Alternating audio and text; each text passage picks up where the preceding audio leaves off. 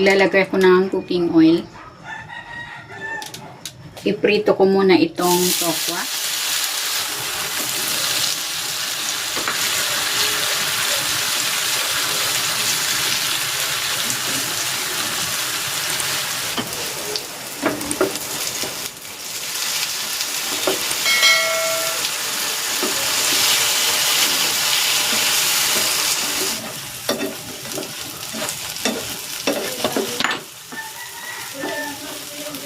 Okay na ito, hahanguin ko muna.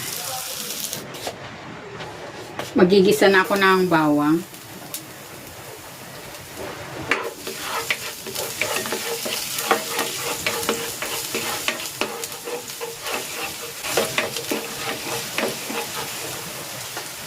At ng sibuyas.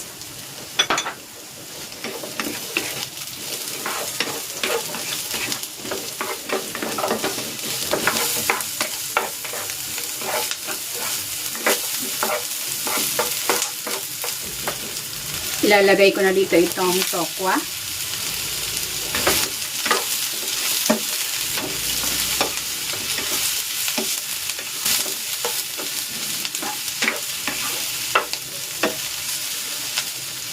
Titimplahan ko ito ng toyo,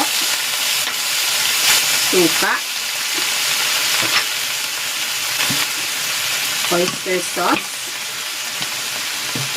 Ilalagay din ako ng honey. At ng paminta.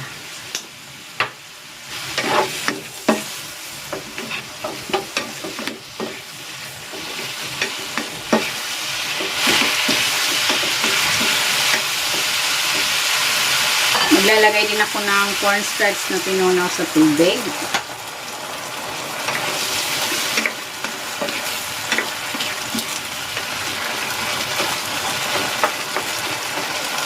Ilalagay ko na dito itong cashew nuts, bell pepper, at itong onion leeks.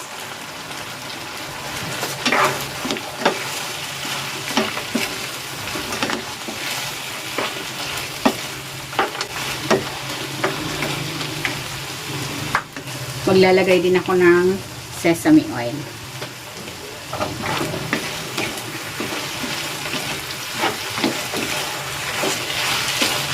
Ayan, luto na itong tofu and cashew nut stir fry. Hahanguin ko na ito.